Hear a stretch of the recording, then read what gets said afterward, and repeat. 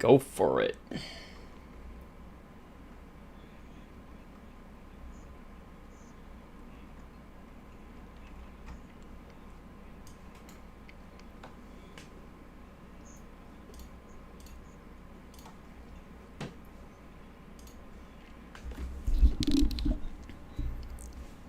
Hey guys. Actually, I might lie. I don't know if we have the right sound. Can you hear us in the stream over there? I hear me, but you guys are all on a different one. Yeah, I see everyone saying in the chat I only hear Kevin. Well, why else do you guys want to hear anyone else? What's wrong?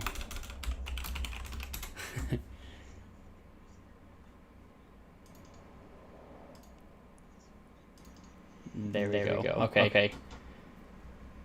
Can you guys hear now? I did a Skype update and that screwed it all up.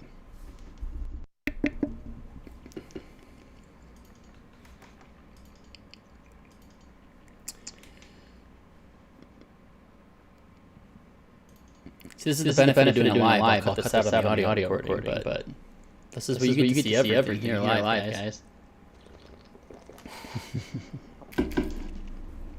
Can you hear it now?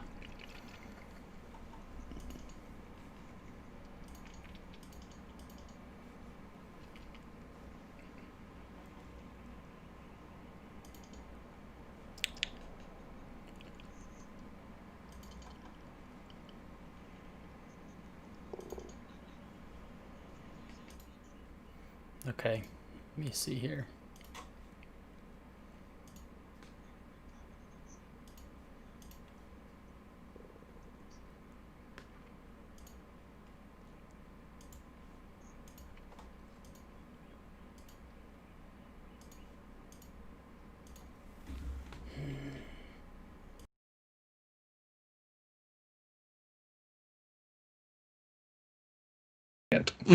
Z. A. There we go. Is that better? H. I. Z. A. Foreign word to me. L. E. X. Kev. Sure. Is audio up now? K. Yeah, it should be good though. It should be good now. Okay. All right. All right, everyone. Welcome. This Skype update just screwed everything up because now there's four Zahis on our thing. There's four of me? I've always there's wanted... three of you. It's three. Even better. It's better. Three is better than one. Is that something you can fix on the fly? I can fix it. Keep... Go for it. We'll just run with it. All right. This is the nitty gritty. This is the behind the scenes episode number 8. I think we already picked our title. It's going to be behind the scenes.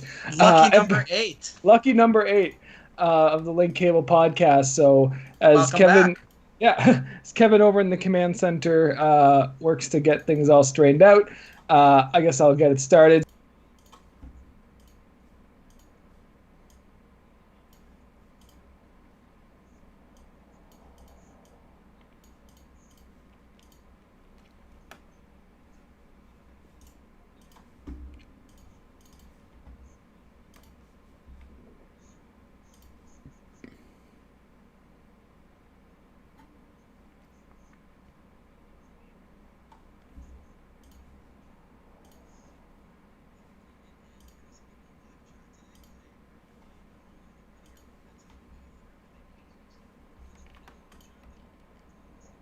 Audio issue.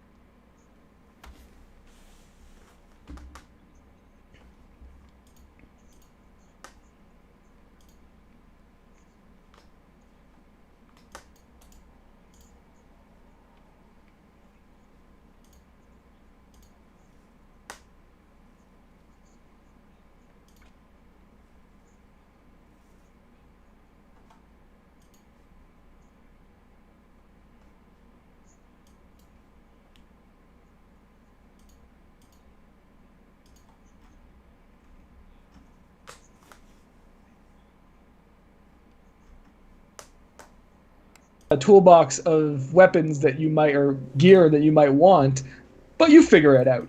You have fun with it.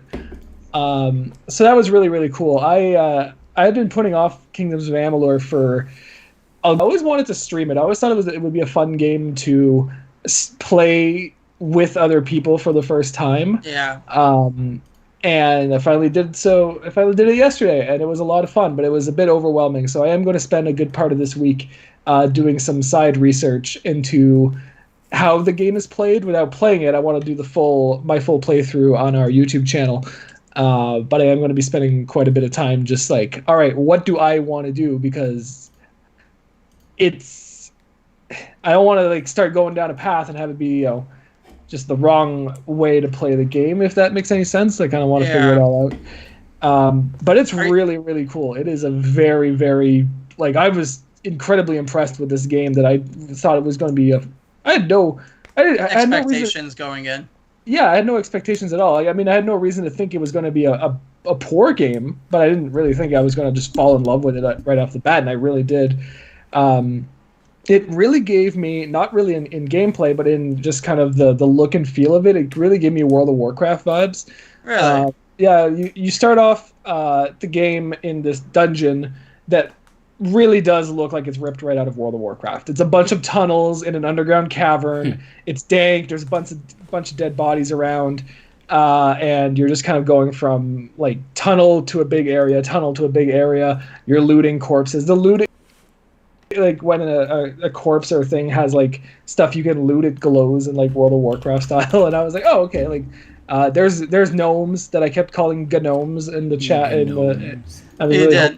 I was really hoping it was at least annoying someone. I just thought it was funny. I was laughing the whole time.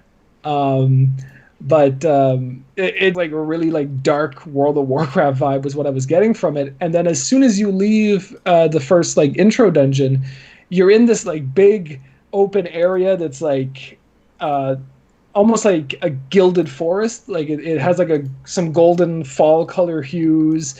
There's like fantasy deer and fantasy chickens running around, and fantasy deer and chickens. Yeah, they're a little weird. They're like it looks like a chicken, but it's kind of like a weird chicken. It's a fantasy chicken. And so like I walked into there, and it felt exactly like when you walk out of the Stormwind, like the Alliance capital in World of Warcraft. And like I don't want to keep saying like, oh, this game just like is World of Warcraft. Like it really isn't. It does not play like World of Warcraft. It plays more like a Zelda or a Darksiders with heavy RPG elements. It's kind of like the vibe I got. But then like you're walking around and you're picking up quests and everything, and I was like, this really feels like it was meant to be an online game. And really?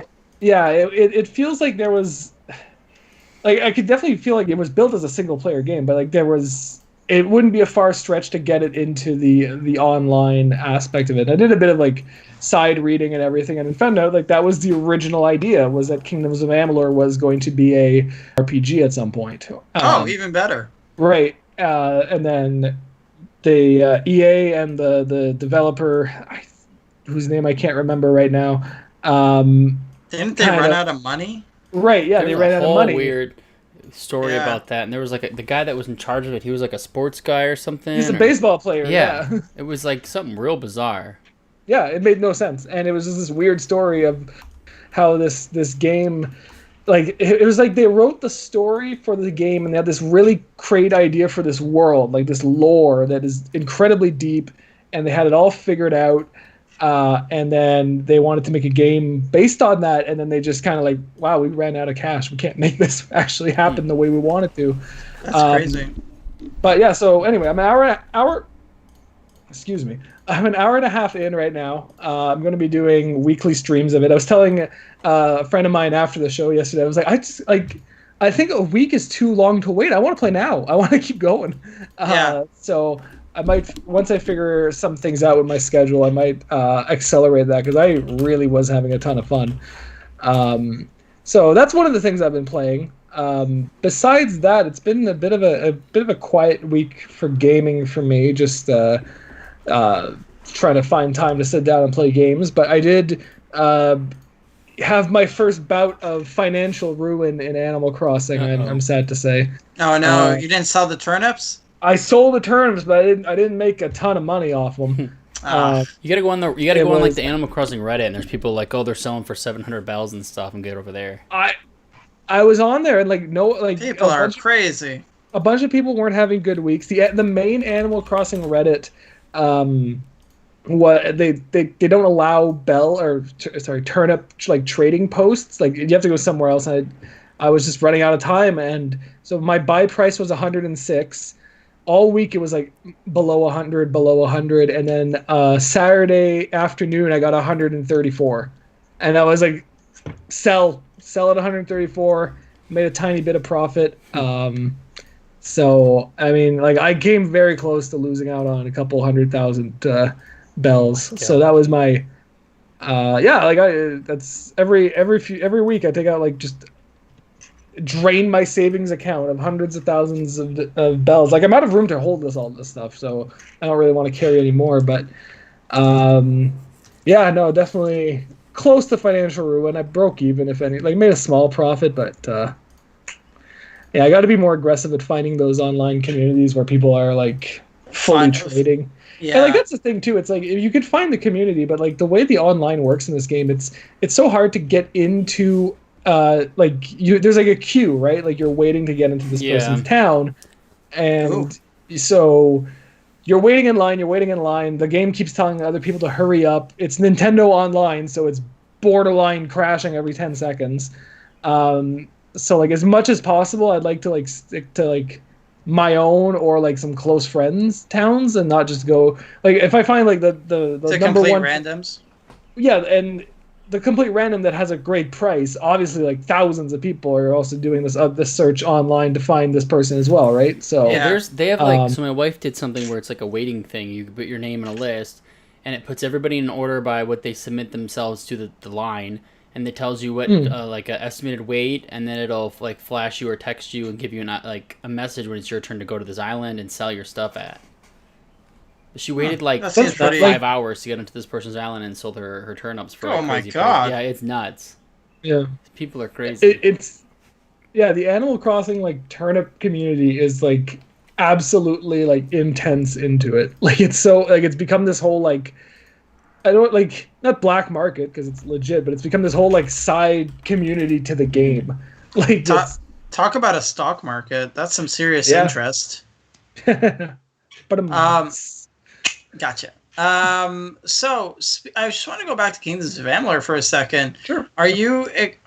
Is it weird playing a game back on the 360 era of streaming, or how are those kind of feeling in today's age? Does it feel kind of slower, or what's the deal? No, fine. I like it. I don't have I hope my answer is not uninteresting, but it feels like perfectly fine to go back to a 360 game. Actually, so I wanted to start it 2 weeks ago was the original plan, but I'm an idiot. Turns out, I had no idea that the PlayStation 3, which is what my copy of Kingdoms of Amalur is on.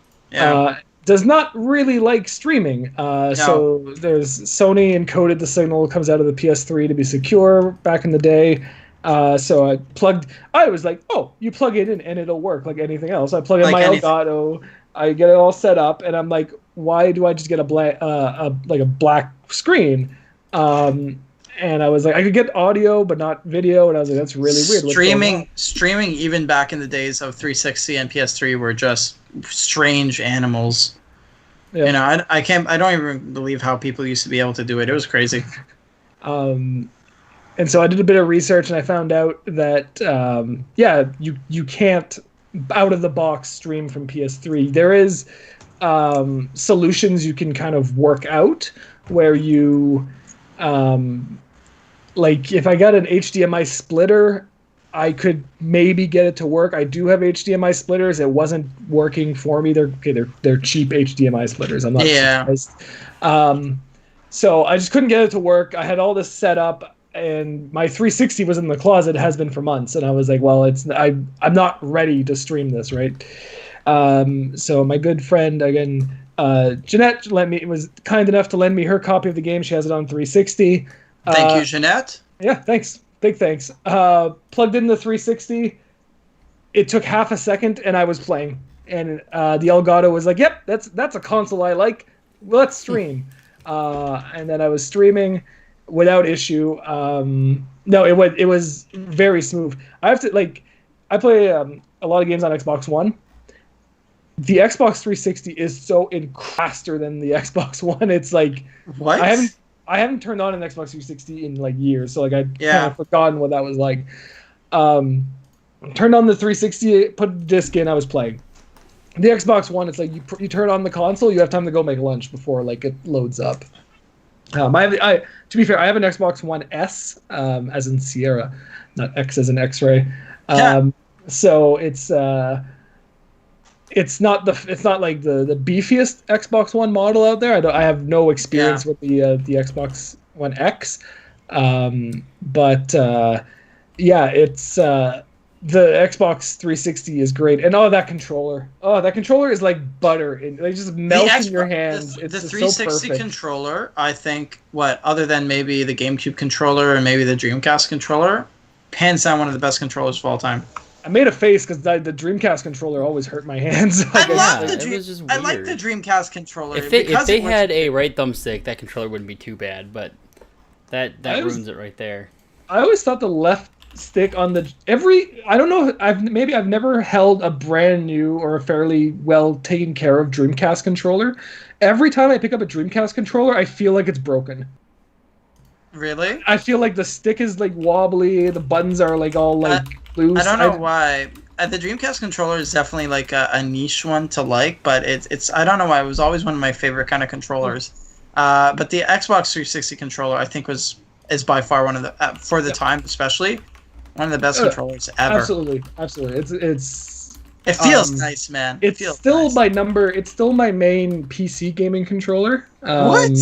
Yeah, I have a wired 360 controller for the PC, and it's got like, it's funny because the cord on it is like 6 miles long. So yeah, like, they were crazy. It's I'm as like, my screen is arms reach away from me, and I've got this cord going like across the room because I'm just playing with my 360 controller.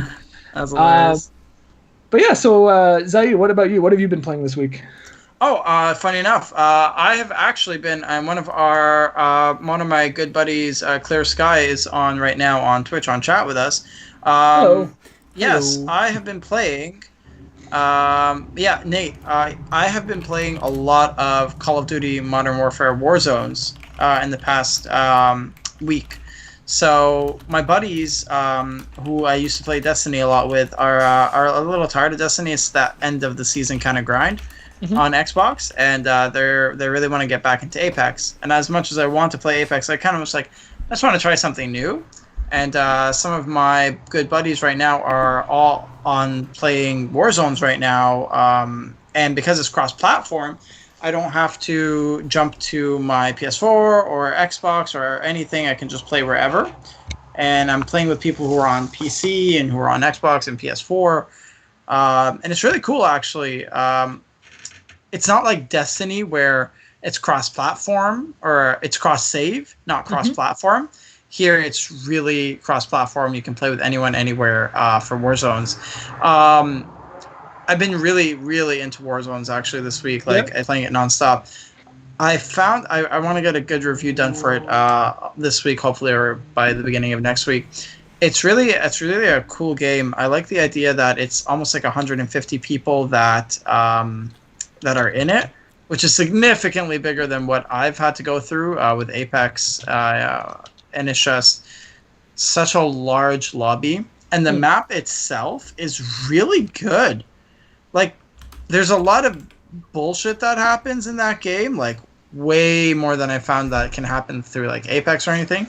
But it's really fun. Actually, I'll be honest, it's very intense. Yeah. I know it sounds weird, but when I play Apex and when I play Warzones, it's just there's a level of tension that I don't find in Apex Legends so much.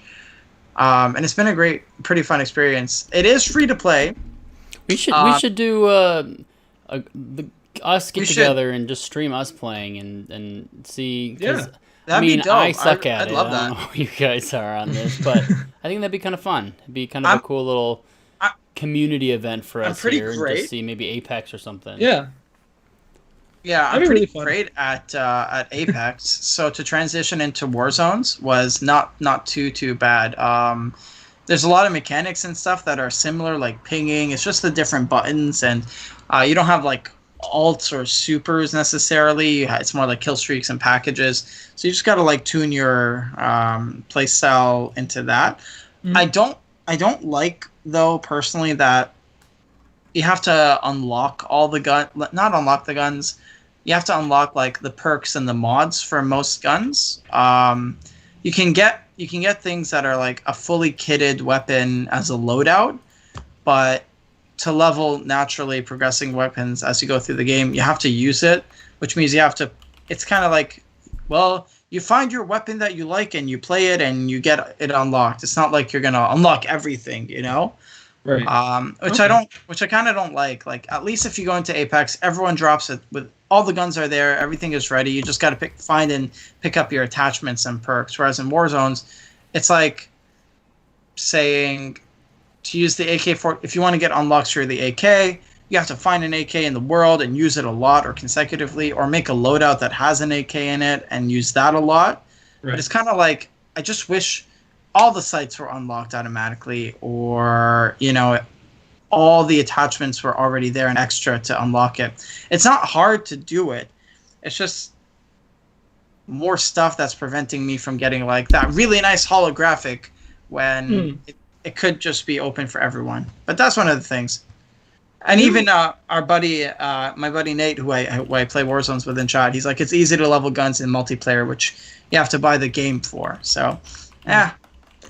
I do always find like there's so many of these, free to play games that are like, oh cool, like something new to play, and then it's like, all right, yeah, but it's all you have time to play. Like there's the progression system in these games. A lot of these games is so involved that they become these time sinks, right? And like, I've always been a pretty big fan of Call of Duty games. I like that style of shooter. So like Warzone speaks to me. I would love to play Warzone more and get into it a bit more, but it's like, all right, but like it's free to play, but they expect you to put a lot of time into actually getting to the point where you are having I don't want to say just fun, but a lot of like success. And time is the hardest part of all this. Is like all these games in general, they just want so much time in it because the more time you play, the more chances of you spending money. So it's or you can spend money to try to, eliminate time in some games where they'll give you XP bonuses and stuff. So it is a tough. Yeah. I mean, everybody only has enough time to play so much, which sucks because it's hard to keep up on all these games because there's so many fun games, and it's like, okay, you want to get involved and keep getting good and doing this, but then it's like, can you really afford that much time on all these things? No, like our buddy in chat saying right now, it seems like every game you play right now has a season's pass, and it's just it's in everything. And that's a good point too about seasons. It's this like you have to do it now, or else you'll never get this content again. This content is limited time, and there's a lot of games that I've always wanted to like get into, and I'm like, oh, but like it's already season 8. Like why? Like I don't really feel great about starting at season 8 when everyone else has played from day one. And I'm like, all right, maybe I get the feeling that I'm too far behind, right? Yeah. And that we're not all starting on an even level. And I understand that there's progression systems. Like if I'm a level 1 player, I'm in level 1 content. I get that. But it's sometimes a game just gets too far ahead, and I don't feel really motivated to go and start it at that point.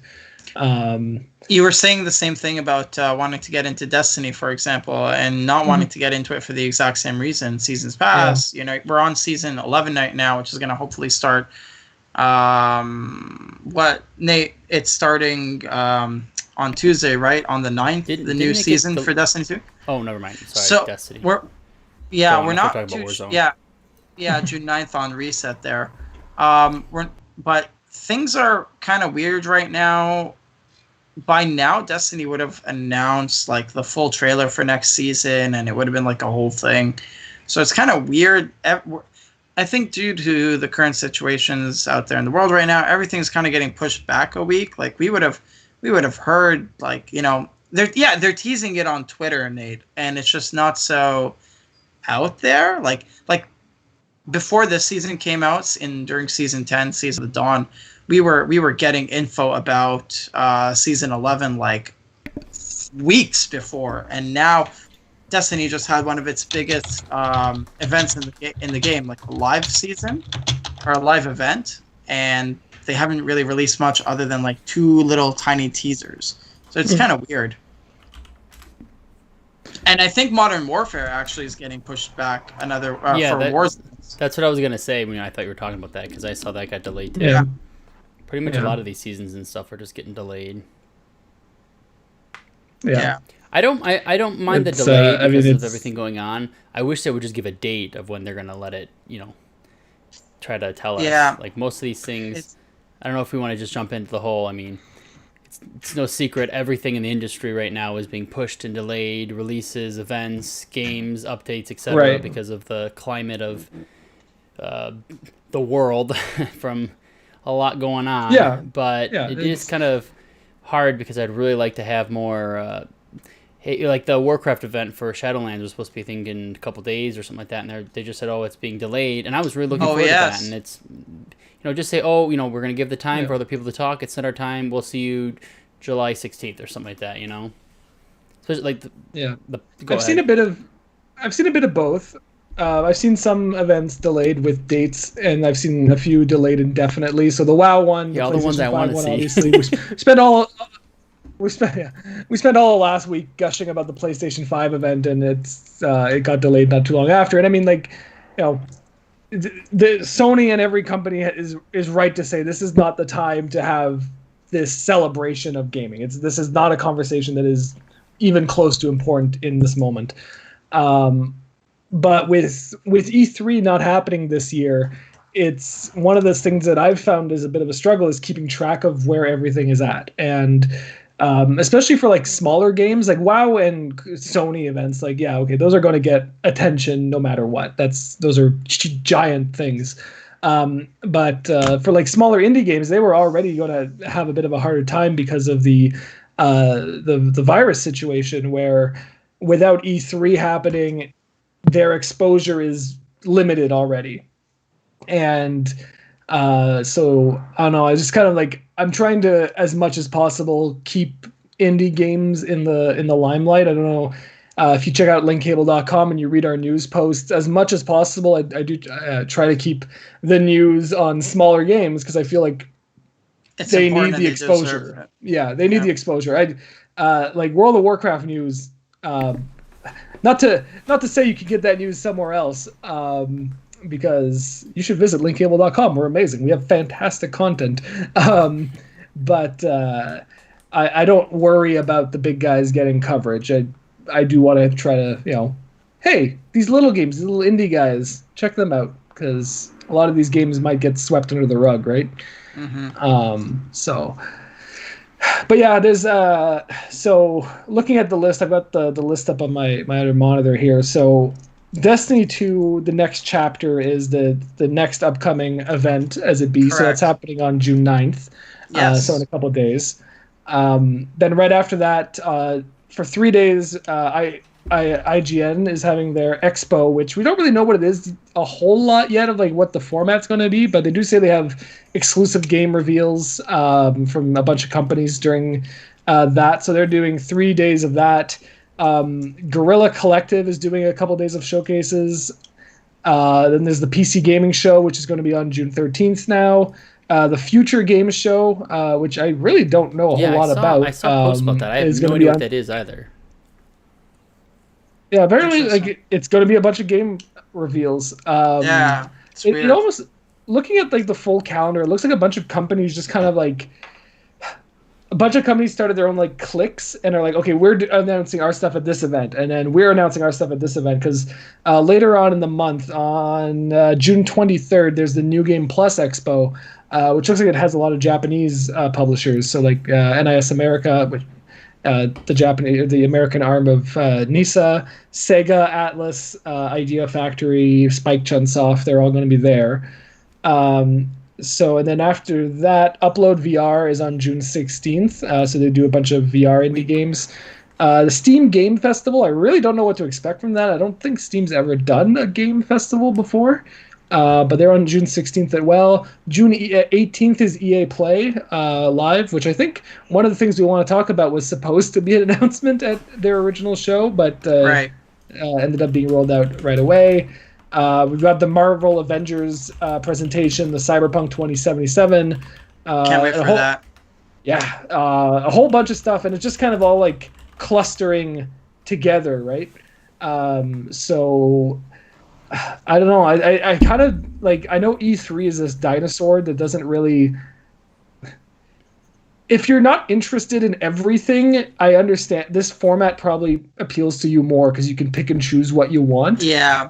But when, like, if It's you're also someone kind of confusing. like, speak for myself, and even if you Following didn't, track. the nice format of E3 where it was, okay, we kind of put a bunch of this stuff into like an hour and a half to 2 hour format 3 times, maybe 4 times. It's digestible. Yeah, exactly. It's like, okay, it's fun to see a little of everything, and then you can kind of go through the news piece by piece and kind of pick it out. But this way is like, it's overwhelming, it feels like. Even for people that we're trying to be very, you know, observant of what's going on and look at everything. It's like, I'm looking at these dates going, I need to like organize myself to even think about what's going on. And some of these I don't know who, who these people are and stuff. And it's E3 was interesting. E3 was concentrated in a week. This is concentrated over 4 months. Yeah. Like, technically, like, we start, like, May 26th was the Wholesome Games Direct. The next day was the Last of Us 2 State of Play. Like, that is all wrapped into this, right? So, like, it's from May to August, really. We're just going to have games, and, you know, as folks who like to cover games and give our opinions on all things gaming, it's hard to keep it together. It's also hard a bit when the folks who are supposed to be covering games are the ones running these events. So IGN, obviously the biggest video game website in the world in terms of media, is doing their own event, but not every event is part of the IGN event. And so it's like, well, like, how does their coverage work into this? Like, it was nice. It's nice that E3, for as, you know, even though they haven't changed their format since the mid 90s, it was nice that they are their own thing, and then the media covers that. It's not the media covering itself, if you get what I'm trying to say. Because it's like, I know, I kind of like that one-stop shop where I could go on and, like, all right, if I go to get everything. Yeah, like, I don't want to miss a thing. I want to see every trailer. I want to see it all in one place. I feel like that's a bit rough to do. So we'll do our best at Link Cable. At least we'll try to cover everything. But just from a scheduling point of view, it's like a bit of a mess to, like, what is happening when, and, you know, do we cover every little bit of it, or it's I don't know, it's a bit all over the place. So, but we'll do our best. We will try our hardest with it. It's just 3.5 months of gaming news to try to wrestle together. And then you have, like, Destiny 2. They only announced this 2 days ago. Like, I had no idea this was happening. Yeah, and it's a big recently. So we knew the season is technically ending on June 9th, but we have no idea, like before, when we knew the end of the season was coming, there was like a ton of things that they had announced. Things are going to change, but Bungie for right now is keeping it exceptionally hush-hush, and they're keeping it very under wraps, especially the season is ending in 3 days, not even, you know? So it's just a surprise that there's so much that is not being divulged, especially, you know, when you have essentially a season, new expansion coming out very soon. Mm-hmm. But taking it back a little bit, another retro game from the past is surprisingly coming to the modern era with a few updates, and not just Kingdoms of Amalur: Re-Reckoning. Neopets is our new surprise article of the week. Kevin, what are your thoughts on that? So, Neopets has always held a special place in my heart. It was one of my first online gaming experiences as a child to kind of learn about myself It's as like well. an easy, simple MMO for children almost, in a very simple way, because this was like early 2000s, right? And for those who don't know what Neopets is an online website where you go on and you can adopt these things called Neopets, and you can feed them, you can battle with them, you can play games with them, you can groom them, you can do all kinds of stuff like that. So back in the day, This was at the time when things like Digimon and Pokemon and collecting like little yeah, animals yeah. and pocket monsters was like the And this is rage. like, the internet had been out for a while, but they haven't done a lot of stuff like this yet. So this was still kind of revolutionary a bit. And it was good for children, and it was something I spent a lot of time on. I would learn about how to get the most rarest of Neopets and how to level them up, and I would fight and Mm-hmm. train them, and it was pretty crazy. Well, years and years and years later, and this is actually where I don't know if I told the story about how I got my username Pro5002 that I use for everything. It's from my Neopets account. That was the first. I clicked on the randomizer they had there back then, and I got Pro5000 something, and I changed it a little bit because I think I made it in 2002. So I turned it into Pro5002, and it stuck, and that's what I use for everything. So thank you, Neopets. Anyways, they're having a. I just actually logged in right before the show to see if my stuff was still there, and I still have my account. All my Neopets are dying in status, so that's depressing. But they're going to be having. Do they ever? What's that? Do they No, die? it just says I don't status remember. dying, so it doesn't look like they're going to I die. want to check my They just, Neopets. I haven't fed them in a long time. A Yeah, decade. it's been a very long time. So what? I'll just read a little bit from the thing. It just says Neopets. This article: Neopets launching open beta for a new mobile site. So when I just logged into it, Yep. it has you either log into the classic site, which is what we've all been used to for like the last 20 years, or this new beta site. And I clicked around in it a little bit. It's different. It's definitely got like the newer look to it. It puts your Neopets like right up in the front, and it's supposed to be a more mobile friendly site, so you can use it on. The example shows like on an iPad, and they have a guy on an iPhone, using it like that. So it's not an app, but it is a website that you can access on your mobile devices now and kind of have a little bit more flexibility trying to take care of your Neopets and stuff. So So will wait, I you go back couldn't? and start playing Neopets all the time? Probably not, but for younger people, I would say, yeah, you should definitely, if you got kids and they're like under 10, and have them go play with this. It'd be fun. It's a good way to learn. It's a good way to interact with other people. It's a pretty safe environment. I mean, there's little games. I mean, I learned a lot. I was still learning how to you get to learn like social skills on the internet. Finances. There was that. I remember there was the adoption center I used to sit at and just refresh the page. I learned how to do like some basic HTML so I could change pages and stuff and do these. Like I was learning a lot of random things to try to win the system here. So it was a fun time. I mean, Neopets was a great site, especially growing up. Right. It did have a lot of those elements that got a lot of people into gaming. And they had like a ton of games on the Flash games they had. Oh my god, there's just so many. It really was just a fun thing at the time. I'm glad that things like Neopets are still alive and they're still a thing in today's age where they're Well, they're still dying. coming back. They're dying. Yeah, I they're all know. dying. Like, but they bro, won't feed your die. They'll pets. just be in the dying status for forever, but never dead. It doesn't switch to I- that. Can you imagine if they actually killed them off and they were like, "That's what you get for not coming back for your Neopets," and they have like a little ghost of your Neopet and it like And that's follows you around and shit? it. It reminds you of how It's kinda terrible like- you were to your pets. Yeah, Well, everyone's are like Tamagotchis. yeah, Like, Tamagotchi. the little keychain things, and like, you look over and your little bug thing is just like dead because you didn't feed it for a day, and it was like, I oh, guess not. that's. I mean, I don't have kids, but you feed them. I learned that you should feed your kids. You need to feed those things. They'll come back. Thanks, Tamagotchi. So I got a question for you guys. So I have I've been quiet during this conversation because I've never played Neopets. That was not part of my childhood experience. Explains a But I lot. got I guess, I had a dark childhood. I just didn't play Neopets. Nothing fun. No. Yeah, reason. nothing fun. Nothing fun of like all this stuff I've had since the 80s. So I guess like one question is like, so Neopets for me is not a thing. Like I never really knew about it, right?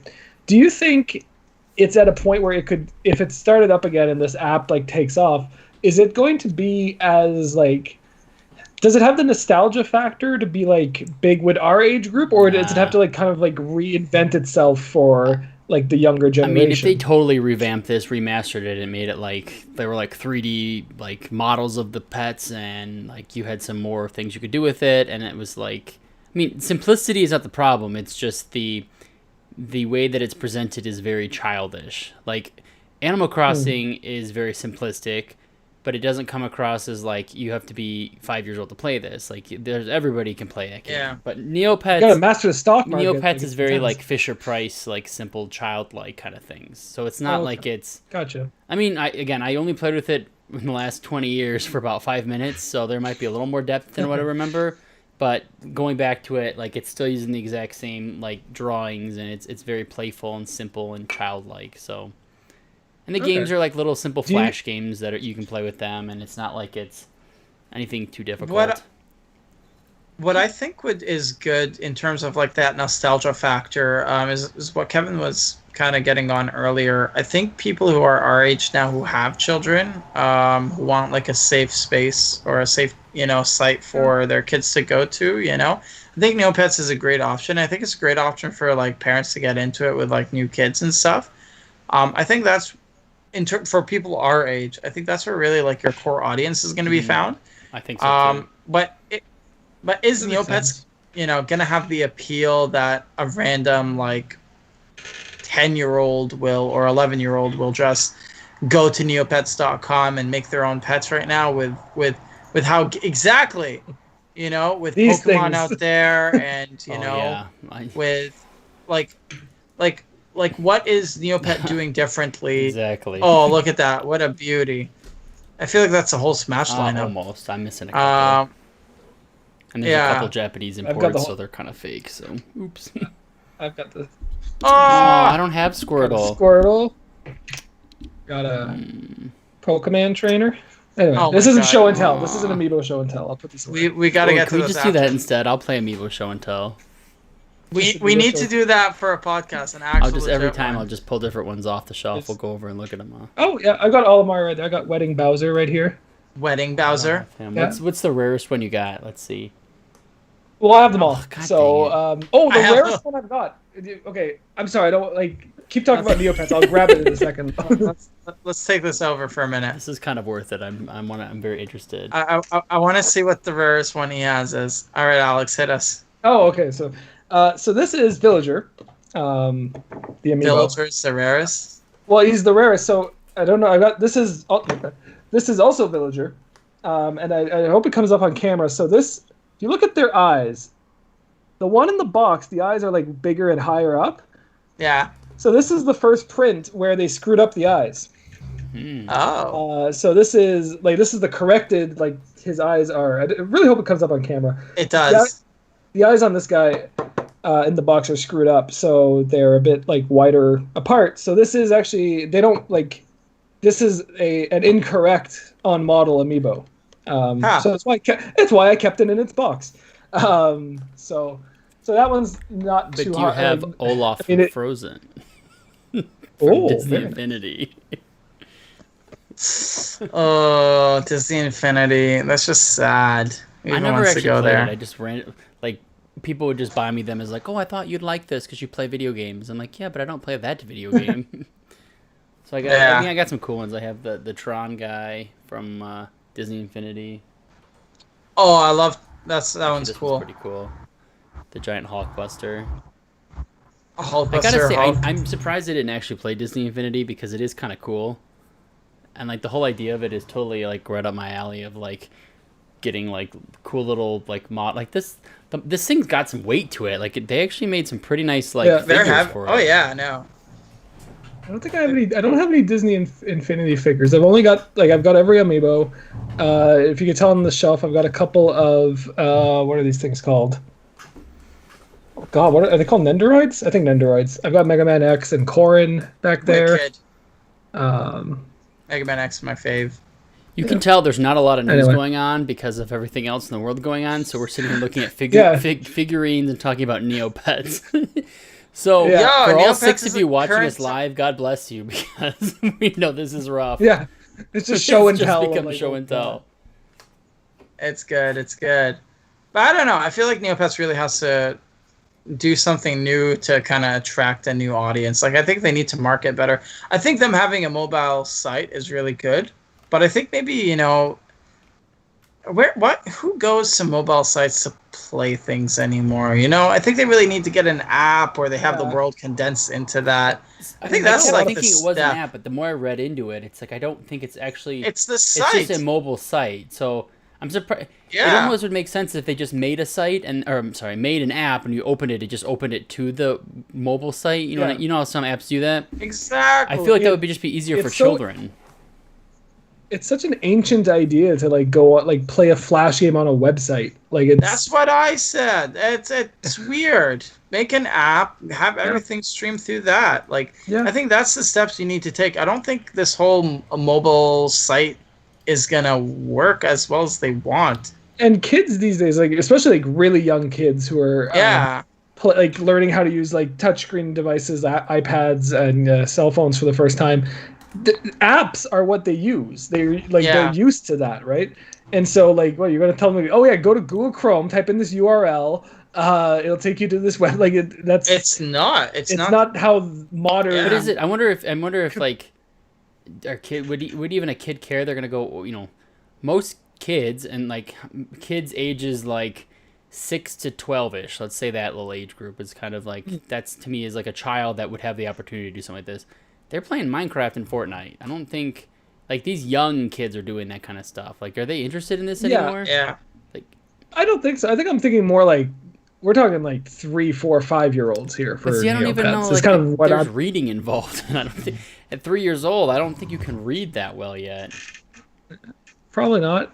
It was I just. don't It's know. just. I just think they could. I think taking it to a mobile version of the site is a good idea. I just think it's not today's age anymore. I think if you did a mobile site like 5 years ago, maybe. Come on, how hard is it to get a web developer to make you an app? Yeah. And I think like if you want like safety and security, apps are the way to go. It's that closed environment, right? Like that's what parents want. And I really do appreciate us three, no kids, we're not parents. We're telling them what's up though. We're like This is what you parents need. want. This We is what know parents better. want. Yeah. Don't worry, we Trust got us. this. We're I experts. got you, Um, kids. Yeah. I was Played a lot of before. I was a kid Xenoblade. before. I know exactly what Neopets is about. But I just like I don't know, like it's too easy to navigate off a website in a web browser. Like a web browser is not It is. functionally for children. An app Yeah. could be, right? So Yeah. I don't have much to say on Neopets. I have zero. I know of it. That's my Yeah. experience with it. I'm not doing a live stream of Neopets. I'm not doing it. But that's good for Neopets. At least we know, things of that nature are still coming back, and you can still kind of, It's definitely putting me. It's funny. It's putting me in a very nostalgic mood for like, because I remember like hearing about Neopets in like the early 2000s, and was a good day. it's putting me in an early 2000s like mindset. I'm like, all right, I'm gonna like download some songs off LimeWire, throw them onto my Winamp, and Play some Neopets. play some like.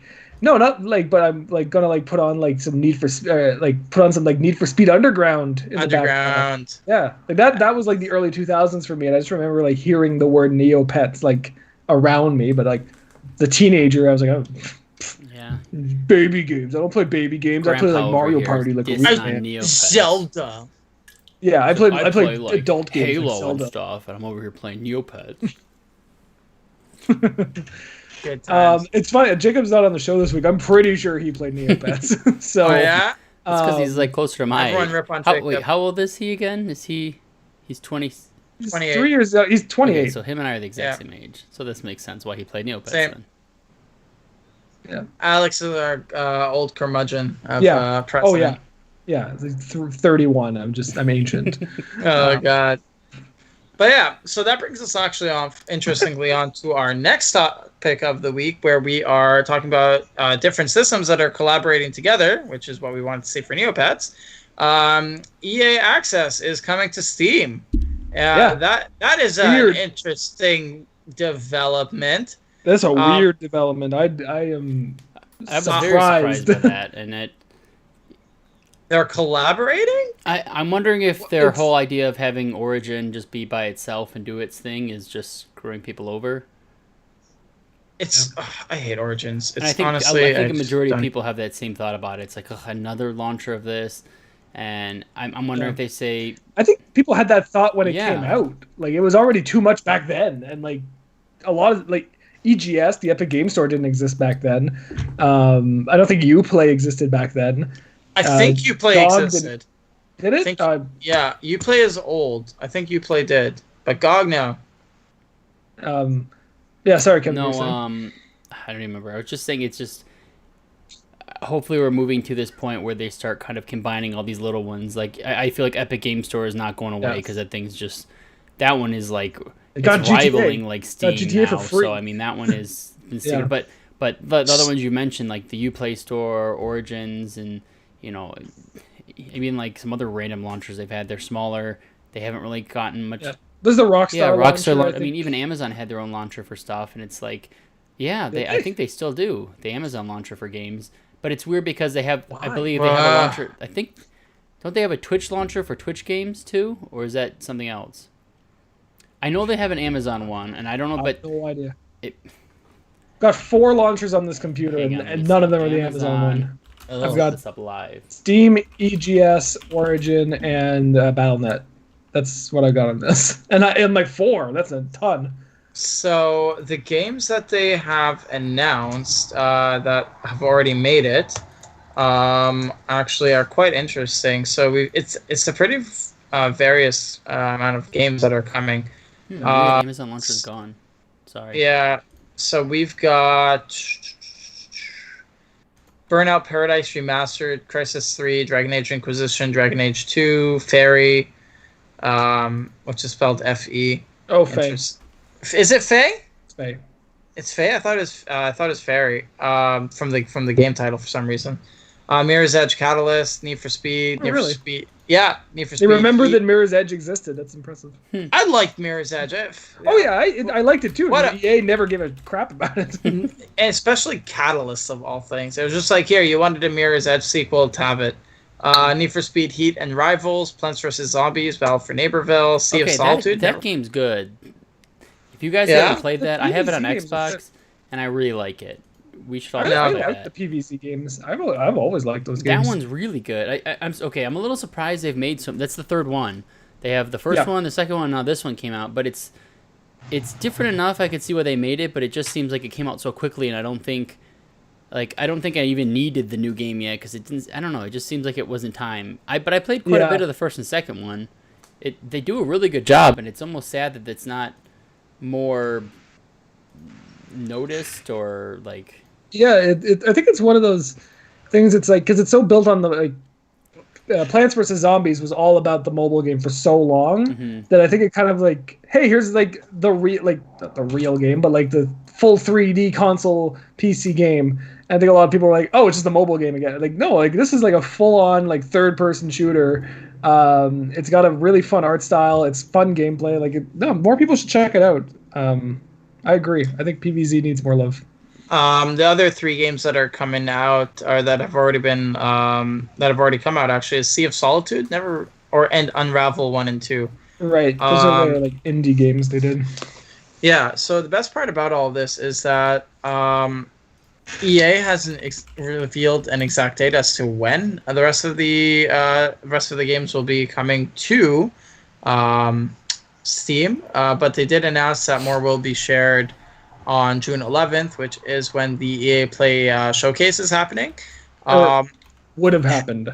Is EA Showcase still happening on the 11th, or was that also pushed back? It has been pushed back. It was originally going to happen on the 11th. It is now happening on June 18th. So it got pushed back 1 week. Okay, so that got pushed back as well then. Jeez. And then we're going to find out more games that are coming from EA to Steam, and not just that, but the games that we listed here, apparently about 25 or more of them are going to be coming within that time frame. And then once the actual full date where everything's crossing over is when it's all happening. But for now, that's 2, 4, 6, 8, 10, 12, 13 roughly games that are already happening, with 25 plus planned in the near future. And then hopefully by the end of the summer, maybe in August, is when the EA was going to have their full launch for it. That's not bad until then. We know of a few more that are coming. Kiltaran over in chat reminds us that Peggle is coming. Peggle. Peggle? I think Peggle's a match. I'm pretty sure it's a match 3 puzzle game. No. Peggle is I've never you shoot played the ball it. up and you hit the things and it's all that. It used to be in World of Warcraft. You ever played that? No. I thought it was Magnetica. No, Peggle's the thing that you shoot the. It's got the unicorn. It's like one of the like little things. Come on. Peggle. Look this up, you guys. I am looking it up because I thought Peggle was a match 3 puzzle game. I'm not gonna lie. So. Oh, this is not at all. One of our commenters in the stream right now, Clear Sky. Ubisoft is being painfully stubborn with their own launcher. He doesn't know why Rockstar made their own launcher for some reason. The Twitch launcher does exist. Yeah, money. It's always money. The Twitch launcher does exist, and it's garbage. So at least we have someone who's had experience with that one. Amazon has another launcher for themselves, right? Yet their new game Crucible, which I hear is just tanking, is on Steam. I heard that. I think they were down to like less than 5,000 players or so. I think it was even like real bad from what I kept hearing. Oh no! I heard Crucible was like shaping up to be okay. It was so buggy at first, and it was hard to find matches, and there wasn't a lot of people playing, and there was just I kept seeing problem after problem. I couldn't even get into a match when I was trying to play. I still haven't even played because I didn't want to go back because it just wasn't. It wasn't very catchy. I still don't even really get what the game is. I kept thinking it was like an Overwatch type of game, but it's a PvE-ish type game, I think, or I don't know. So playing Destiny 2 Crucible is like the PvP mode. So all I'm thinking is that it's like PvP and you're just fighting. One of our commenters says Crucible is okay, but it's a stale gameplay loop, which is. Maybe I'm looking taking at screenshots of Crucible right now because I've never. This is not something I'm particularly interested in myself. I'm looking at screenshots and I could like if someone was like, "Oh, here's some Destiny screenshots." I'm like, "Okay, yeah, it's just what it looks like." Oh, yeah, that looks like Destiny. It does. Like, it doesn't look very exciting. Yeah. At least Destiny has like the whole Space Wizard kind of deal going about it. Clear Sky is saying it's like PvE. So it's like if you guys have ever played Gambit in Destiny 2, where it's like PvE PvP. So Gambit is essentially like a horde mode sort of. It's 2 separate teams on the same on opposite sides, and they're basically fighting to kill the most enemies in the same amount of time.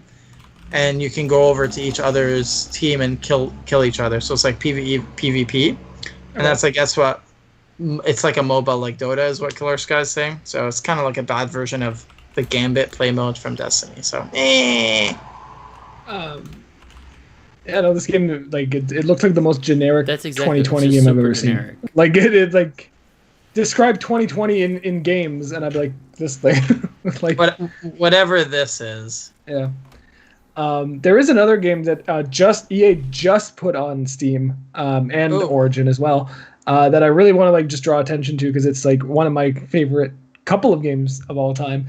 It's the Command and Conquer Remastered Collection. Yes, I noticed that. So they put Command and Conquer 1, which they're calling Tiberian Dawn, which I was always thinking that was like the fan name for it. So I guess they made it canon. And then Command and Conquer Red Alert, which is just amazing. Like my first RTS was Red Alert, and I still have it somewhere on this pile of stuff. So they brought the games over. They got full 4K. They got brand new online mode. They went and got so Westwood Studios. EA is one of the many studios that EA shut down and merged. I think they're EA LA now, or like the ghost of Westwood Studios became EA LA. And they went back and got some of the old developers who now work for Petroglyph games. So Petroglyph made Empire at War. They made Grey Goo, these other like more modern RTS games. And they went and got them. And they were like, "Hey, we're remastering the first 2 Command and Conquer games. Are you guys in to help us with this?" And they were like, "Yeah, absolutely." And apparently, it's awesome. So the remastered Command and Conquer games are on Steam and Origin right now. How much are they? And they are. I would open it up, and everything would crash if I open up Steam. I was like, yeah, no, I got you. I haven't got played you. those in so long. Yeah. They were always a good time, though. Got that. $26.99 Canadian. So about $20 US, I'm assuming. So about $20 US, yeah. So for 2 games, fully remastered, they even remastered like the old full motion video. They remastered that in 4K. Wow. Limited Run Games has a special collector. This sounds like a commercial for it, but I am really excited for it. Limited Run Games put out like a special collector's edition for it. It won't it's not out yet, but it's coming. But yeah, like the old Command and Conquer games, like Command and Conquer 1, Red Alert, even Tiberian Sun is good, but it's very slow. It's very plodding as a game.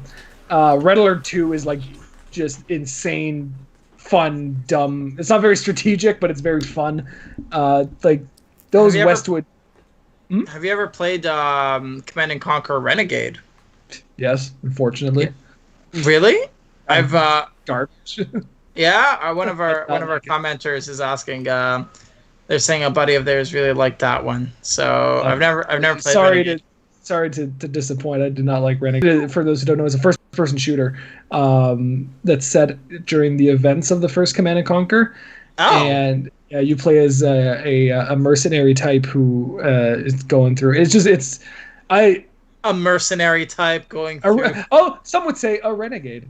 Going through and just like fighting the Brotherhood of Nod, and for me it was just kind of like it was such a generic game. Like it came out around the time of Halo, and it was like, wow, this feels like an old shooter. Like because Halo and even like games like I thought Perfect Dark was a bit more like modern than Renegade. I thought Renegade was it felt like how to make a shooter in 1998. Oh. So and it came out in like 2002. I used to sorry to butt in. All the Command and Conquer games, I always played them. I got them from the library, and I would rent them or borrow them, I guess, since you didn't pay. And that's like my memory of them. So I never really had them for too long because I always had to return them back, and then I'd have to wait until someone else was done checking them out, and then I'd go get them again, and that's how I had to play through most of those games. That's awesome. The good old days. I played a ton of Command and Conquer. I played all of them up to I think. I got to like Command and Conquer 4 when they got rid of the base building. I was just like, this isn't for me. I did not like Red Alert 3. It's weird. I thought Red Alert 3 was awful because it was every single map, like in the single player, was co-op. You had no choice but to play the game co-op or with an ally. So it was either an AI ally or you were playing online with someone else who was your partner. And I thought like that was like, I mean, this is just the single player part of it, but I was like, it was this forced multiplayer, and I was like, you've got this really cool game and concept, and like every unit had 2 modes, which was really like, oh cool, like there's so much variety. Like you could build tanks that became boats, and that's really cool. Like your strategy options were so big, but you had to tie everything to co-op, and it was just. The only way to play like pure single player and like try out your strategies was doing for fun skirmish battles, which was just not really what fun. I felt like it was really hand holding as a game, so I didn't really like Red Alert 3. I never played Command and Conquer 4. As far like they got rid of the base building, and I was like, I'm ready to move on. Sorry, I'm checking chat on YouTube, and Steven's asking when I'll give a tour of the game room. I could do that at some point. It's still coming together. I won't show the camera that way because it's boxes and boxes of crap. You got them seeing only what you want them to see. Yeah. Oh no. This is on purpose. I got like some art on the wall that I really like. So I really like. I don't know if I'm pointing at it, but like Sailor Moon Deadpool, I think is really really funny. So. Awesome. Oh, I can kind of see that. I gotta get a better camera setup for this, but yeah, no, it's coming together. I'm happy to be out of the kitchen for these streams. It's a bit more. This is where the gaming actually happens. This is where the magic happens. Sure. This is where the gaming happens. Nothing else happens. Um, Oh gosh. but yeah, no, and the shelf. I hope I don't like pick up too much crap that's on the floor, but like the shelf, like is like it keeps going. Oh my Like God, if I Alex! roll out of the way, Yeah, It that's nice. slides over. I there's want one of physical those. PC games. I haven't seen those in a while. Well, I think I see WoW. Yeah, I got a couple WoW expansions. I got like the Oh, collector's okay. editions. So, this is like off topic of everything we've talked about, but I learned It's something. show and tell. This is show and I tell. learned Like, something today the- about WoW, and I know you had been getting back into WoW lately, and I kind of like been dabbling in and out. Excuse me, burped. So I muted myself. Thank you.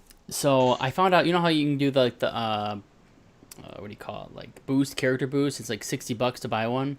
Yeah. Well, you get one with Yeah. purchases of like the newest expansion. So you get I believe a 120 with a purchase of Battle for Azeroth, or no, maybe it's 110. I don't know what the level is, but if you just have a code for Battle for Azeroth, and even if you own it, you can add that to your account, and it just adds an account to your.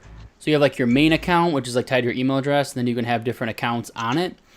And you can just keep adding those, and now those are used across all the accounts on your main email, so you can keep buying these things cheaper. Keep buying them over and over. So so if you go on eBay and buy a code or a code site, and you get a code for Battle for Azeroth, you add it to your account, and you can get a level boost for like $25-$30. Oh, So I cool. thought that was kind of interesting. So I kind of want to do, because I like playing around with some. Not that I'm gonna like go and level and gear these ults and stuff, but it is fun to have a couple different, high level guys just to play around with, and Roll in see. with. Even though it's like, oh, maybe I will like I've never had a high level demon hunter, or I've never had a max level paladin before, so it's kind of cool. So fun fact, I neat. learned that today. Yeah. So going back on an topic we were covering earlier, Kingdoms of Amalur, the game that Alex was streaming, is actually getting a remaster Rumored. sometime. Rumored to. No, wait, no, From what they came out. Practically confirmed. It's like 100% confirmed, but it's yeah. Didn't they come out and say like the day after that was released that it was official? Did they? I Yeah. didn't see anything Wait, official. I I thought they were posted still it. like. In yeah, no, hang on. I had read it. I actually have it right here in front of me. So they are August 11th. Yeah. Yep. That's a release date. Okay, never mind. I'm Yeah. a liar. Yeah, I was like, I know. No. I thought I posted that with our group chat, and I was like, I know I saw this. No. Oh, States missed Free that. Reckoning will release on August 11th. All the DLC from the original game is included. Improved graphical fidelity and cutscene reimagining.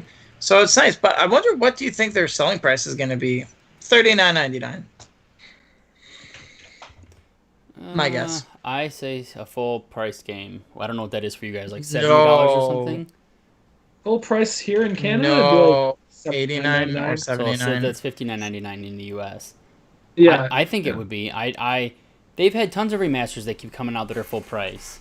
yeah. I would agree. I would think it would be a full price game. I don't want it to be because I want to pay less for it, but I bet you it's gonna be like what's the newest one that just came out that's like full price? I know there's got to be something that's a remaster. This is THQ Nordic, right? And they because they own the license now. It's not EA anymore. Right.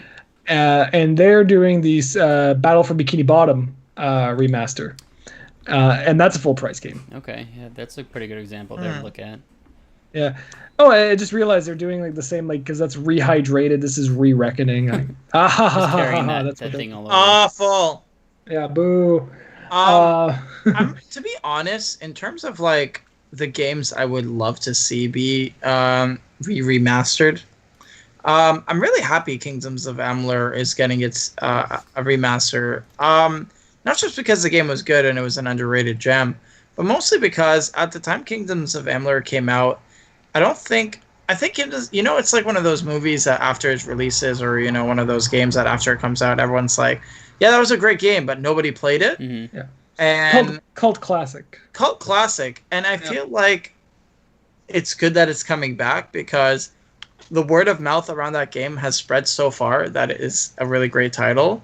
I think now it's going to get a better chance to shine, given that at the time you had things, that's when the Dark Souls era of games was happening. And I think Kingdoms of Amalur just got kind of rushed a little bit under the Yeah. table for that. I don't think it really had a fair chance to shine. It was a late gen game for those, like, for PS3. It came out in 2012. Yeah. And I think like it came out in the middle of like the hype cycle for the PS4 and the Xbox One. Even the Wii U was like, hey, Nintendo's got something new. Like it was no one was really paying attention to those old, or like not old, but like those last PS3 and 360 games. Other than The Last of Us. I think The Last of Us hadn't come out yet. But like playing it the other day, I was like, this holds up. Or yesterday, this holds up. Like this game still looks really good. So yeah, I would echo what you just said. Like I think it's nice that a new generation of people get to experience this game. It's one of those things that's like it deserves better than it got. Yeah. It came out on platforms that people were moving on from. It's also like late in a generation is a really weird time to be launching a new IP. Yeah. Like, and I guess like they're doing it again. It's still like technically like they're re-releasing the first game on these systems that are being shuffled off. Things have changed so much since the end of the generation of Xbox 360 and PS3 compared to end of generation PS4 and Xbox One. I think now in age will give it a lot more exposure. Do you think you would rather wait to play Kings of Valor released on current gen to stream, for example, or would you rather play the old school version of it just to get that dry experience? I'm perfectly happy playing it on 360. Really? Yeah. Well, I mean, look behind me. Like these are mostly retro games. Older hardware has never really like. I mean, I can tell a game is old and hasn't aged well, but like, if it's fine, it's still playable. I'm complete opposite. If there's a possibility for it to be better, it's like I want that better resolution. I want the better frame rate. I want same. I mean, if it's available. If not, if it wasn't available, I wouldn't. But because I played Kings of Amalur on my Xbox One X, a couple hours of that, and it like I would like. That's Alex. You told me about it first. I'm like, I don't know how you're playing it on a 360 when I played it, it was just like it's a completely different experience, and now this is coming out is going to even trump that on top of it all. Just to go ahead, actually. I actually want to get Kings of Amalur when it comes out. I'm really hoping that it is going to be released for that $39 price bracket. You know, even the big games like Dark Souls Remastered and the remaster of, oh my god, it just came out too. They weren't all full price, so I think for a game that didn't get as much notoriety back in the day to release at full price would be a little bit strange, you know. I don't know. Well, I have a feeling that, but we'll take our bets. I'm gonna say full price, and it looks like I'm looking at the original. It said the game, for them to consider it a success for money wise, it needed to sell 3 million copies. And it did not. It managed to sell 1.22 million copies in their time frame. They needed to sell enough, so it did not work. But I have a feeling that's why no sequels. I have a feeling happened. that this game could sell better now as a re-release with current gen. That exactly. Yeah. Probably. Man. I'm totally. And it would really that. suck because the original crew that did it is not even really part of this whole thing anymore. And there was a lot of like. I knew there was, I don't want to say controversy, but like a very interesting story about how this game became and how it was funded and the studio and everything that made it. Like, it's very bizarre. And like even part of it talks about like this words of Lincoln Chafee, governor of Rhode Island, because they provisioned a loan for the studio, and he's talking about the game failing. Is like it's like so bizarre. And then I don't know the whole story. I know there's a baseball guy involved. Apparently, the governor of Rhode Island is involved with this. It's interesting. This would be a really good game to have a documentary on. Here's the thing I think is interesting, though, with Kingdoms of Amalur. Financially and sales-wise, it was a failure, right?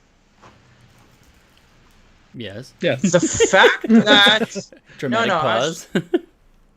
It's interesting that a game that is considered to be a failure is getting a re-release and an update, you know, even a remaster. I bet they're just trying to like squeeze out every bit of money they can and see if they can try to just.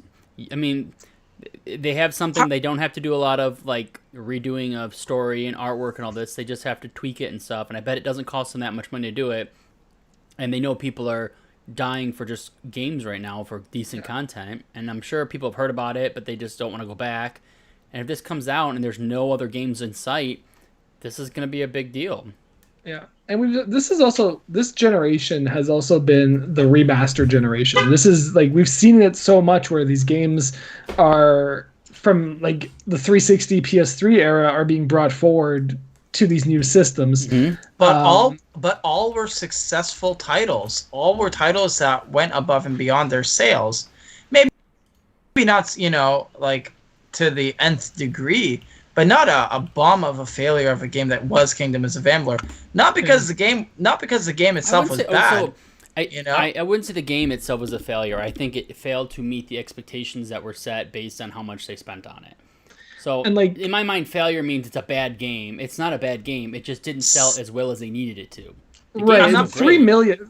Getting to 3 million in sales is you're asking for a huge success. Like there are huge successful games that sell 3 million, and like that is impressive for them. A new IP launching late in the generation and you expect it to make 3 million, like that's never going to happen. This game it sounds like it had DOA more development issues. Like their expectations it was DOA. were just like it was unrealistic of what they wanted to do. They still made a great game, and I'm glad it exists because I mean, I haven't played the entire thing, and it's got a lot of depth to it. It's kind of like a good mix of like Fable and Skyrim. If that's kind of how I kept thinking of when I played through it, and it was just like, I'm very happy that this remake is coming out, a remaster, because I want to play through the whole game and actually finish this thing. Do you guys think that there's even a possibility that if it does well, there's a sequel in the works, or is this like they can't get the band together? I mean,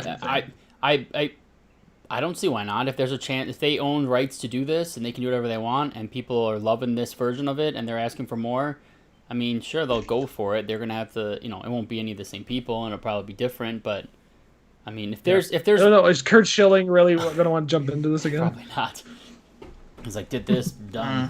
But I mean, if there's money to be made, they're gonna make money. That's really what it comes down to. Yeah. So I really want it to be profitable and successful, and for it to get hopefully a sequel. That'd be amazing. Or you know what? Even like a short comic book series leading up to the release, or just something nice. It does feel like the kind of, I would say, like media property that should live on in a cheaper form. Like not cheaper in terms of like content, but cheaper in just like production terms. I think of something like Firefly, the TV show.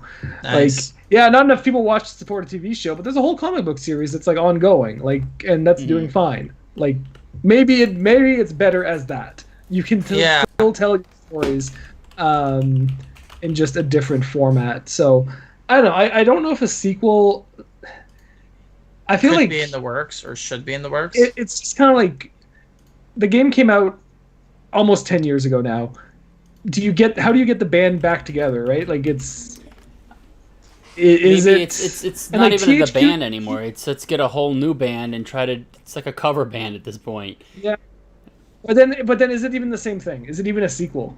Like just make something else, right? I mean, it could be. I mean, I mean, there's tons of other studios that do it. And, okay, like the Crash Bandicoot people, like they, after Naughty Dog was done with it, gave it to whoever was working on it. It's like it starts with a V for the studio, but they made a ton of Crash Bandicoot games. What's that? I think that's what it is. Yeah. They made like a couple different ones that were beyond the first like 3 or 4 that Naughty Dog did, and granted they weren't as good, like score wise and gameplay and all that, but they still existed, and it was still the same thing. So I don't know. I think you could make a sequel. I'm just saying, like, what's like if it's going to be so dramatically different, why bother? A lot of game companies nowadays. What do you mean by different by that though? Like different, like I mean, it'd still be the same game. It's just going to be. I mean, they can follow the same vision of what they had before, maybe. So if you're going to have different people making, like, if you're going to go to like such an extreme and like, all right, we're going to keep it going. It's going to be Kingdoms of Amalur 2, but it's going to be a whole new development team. I just feel like that's the spirit of that original game, which was going to be built and build this massive world, is kind of like lost. Like, it's not the same. I don't know. It feels like it's not really a sequel, and more of just a reimagining at that point.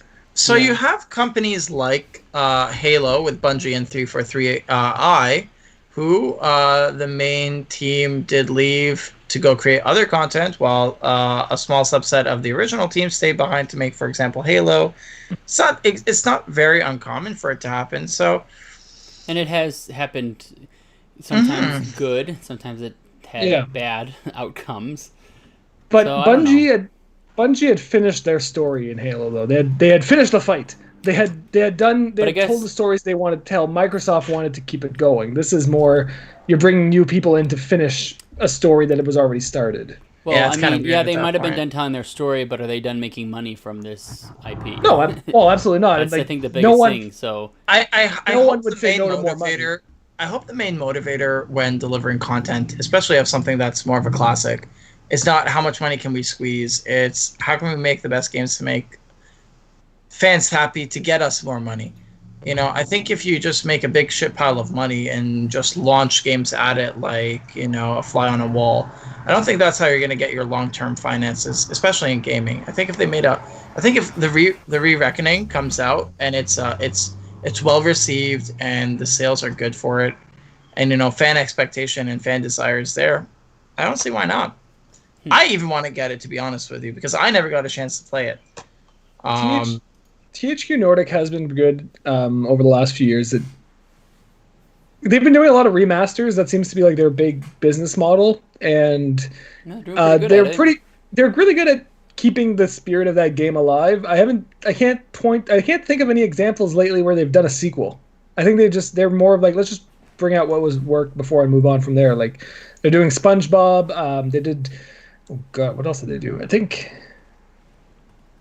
they did SpongeBob. They did The Blob. Didn't they? Are they the? Do they have Darksiders? Did they do Darksiders? They have Darksiders. Yeah. The Definitive Edition. Yeah. But again, those are they love their punny names. That is like, whatever you get a pun in it. They own the Time Splitters IP now, and if they can do a new Time Splitters, that would be great. I would really appreciate that. Please do a new Time Splitters. If one of our listeners works for THQ Nordic, please bring a new Time Splitters game. I would appreciate it. Jeez. All right. I think that's about it then for this week. I think we've covered everything. We tried the best we could to get some of these news stories. Yeah. We pulled it apart, we stretched it, we got there, and hopefully next week will be different. Wait, I think I have that one. Hi. Yeah, I do. I've got Rob. I see him. What's your favorite? I really need to get last minute of the show here. What's a our collection back favorite? Here. Favorite amiibo. Let me see. I'll pull mine down and see what yours is. I'm like racking my brain because there's like 200 of these stupid things. I do like the Rob amiibo because I have the real Rob, which is like this big, and I kind of like having the little Rob and the big Rob. Wicked. Oh yeah, Wolflink and Midna. That's a good one. I don't know why. I just I always wanted to play Twilight Princess. You haven't played Twilight Princess? I never finished Twilight Princess. I've never played it. You guys gotta get on stream. Alex, yeah. I have never played a single Zelda game. Wow. Not a single one. I've never had a Nintendo in my house. My little heart. That's why I'm saying I want you to help me play just one. One second. I'm gonna go over to this shelf. He's going to go get a shot of liquor because he can't handle it. I just want some help. Oh god, go buy a Wii U. You can go now? get a Wii U cheap, and you can get like a ton of Zelda games on there. Just Twilight Princess. Oh, love it. Let me guess. Twilight Princess. Twilight Princess, and let me guess. There's Twilight Princess. What the hell? Why? Wait, what are you showing? I can't see now. Let's see. It's Twilight Princess 3 times. 3 times. I only have it twice. I'm not that cool. And I've still never finished it. Wait, do you have Skyward Sword on Wii? I've never played that one. That's the only one I've never played at all. I want to play. I want to play all the Zeldas. You should go. I don't know why. Okay, start now. I've never had a Switch. If you're gonna start with a Zelda game, my recommendation is Ocarina of Time. It has to be. I think that's a good. The older games are But where, older play it on, and what do you a bit want? more What do like you think is the best way to play it? I have the 3DS version that I think is pretty good, actually. probably. Is That's it probably the the newest best way. version I of would it, or is say, there? like, Is it? Yeah, it Okay. is. Yeah. The 3DS's newest version. I have a couple of GameCube versions, and it was on N64, obviously. That's probably a good place to start because it's kind of like it's the first modern Zelda game. The older ones, the 2D ones, are just a bit older, I would say. Breath of the Wild is too radically different that if you play it first, you won't have a very good impression of what other Zelda games are like. Um, Hmm. yeah, You I think You I think have to help Ocarina of me Time's one a good. time go through Ocarina. Just You, You can get through it pretty quick. yeah, and I, I mean, if you ever want to do a live stream and have your first Zelda experience be on the internet, I think that'd be really yes, fun. I mean, I'm not going to tell you what to do. But I think that'd be really fun. I think we should do it for it. But Uh, everyone, we have gone through our segment for today's airing. We got some good coverage: Kingdoms of Amalur, EA on Steam. We also hit the delays for the gaming shows that have been coming across. yeah, random So amiibo show and tell. is random one. amiibo shows and tell. So we've had a good bit of coverage for you guys today. The Neopets launch. So Yeah. we feel, yeah. Woo, I'm actually really excited for that. I may want to check out Neopets again. Alex, let's get a Neopet together. Not into it. And dead No, silence as he stares at the camera. not into it at all. I guess there we go. I, Oh, But, jeez. Really, I have a cat. I have a cat, and I That's- feed her, and she's not dying, and that's good enough for me. that's as much Neopets as you want to get. That's fine. So, everyone, we just want to say thanks so much again. Don't forget to send us an email at general.mail@linkcable.com. Tweet us at linkcable1 and subscribe to us for on YouTube and Twitch and hopefully soon to be Mixer and our other podcast apps for all your podcast streaming needs. We really appreciate everyone who's been in the comment section today. We actually had a really lively section today. A couple of our friends have come in. That's always great to hear. We want to see that. Thanks, guys. So, thanks so much, everyone. I'm Sahi. And make sure to check out linkcable.com. We got a whole bunch of new content going up starting on Monday. We post new content Monday through Friday. So with all the gaming events happening this upcoming week, we got a lot of thoughts and opinions. Got a couple of reviews going up. So make sure to check us out. We got tons of stuff going. And don't know if you guys saw last week, we had a little bit of a controversy with one of our articles. I wouldn't know anything about that. No, not at all. Not a thing. So anyway, we're super famous now, so check us out. And just a big shout out to our man behind the scenes, Kevin, who has been doing a ton of work on today's shows and on every show. Keeping it rolling. Keeping it Yeah, rolling. one Skype It's update always and a everything fun falls production. apart. I was like, oh, this will be a good idea to do Yeah. right before the show. Yeah, it was dumb. That was not the best Lessons move to do. learned. So Yeah. for everyone who's watching us, our man Kevin here is our behind the scenes magic master for streaming. So we all really appreciate the work he puts in for us. Absolutely. Well, Perfect. So that's it. any last words, Nope. boys? I think this is our. Hopefully next week will be a little more exciting. Let's have some cool Yes. news. Well, next week some events will have happened. We'll have the PC gaming show, which will have happened, which is always the PC gaming show is like kind of like the shotgun effect of games. It's like, all right, here's 1 billion games. You're gonna like something out of this. So that's always a fun one. Maneater was the last big game I remember being announced there. So Ooh. I was really like, That's oh, Maneater's great. Y'all need to play Maneater. It's I great. do not know what is the appeal of Maneater and why you want to have superpowered sharks. Yeah, it's just weird. You You can literally use the explained coupon it. too on the EGS or ES. Yes, I'm like, wait, EGS. what's the right acronym? You can use your $10 coupon on there in the Epic Store. It's kind of cool. I don't know, $10 off. All right, at that note, let's end this. All right, see you guys. All right. Have a good night, Cable everyone. team. See you next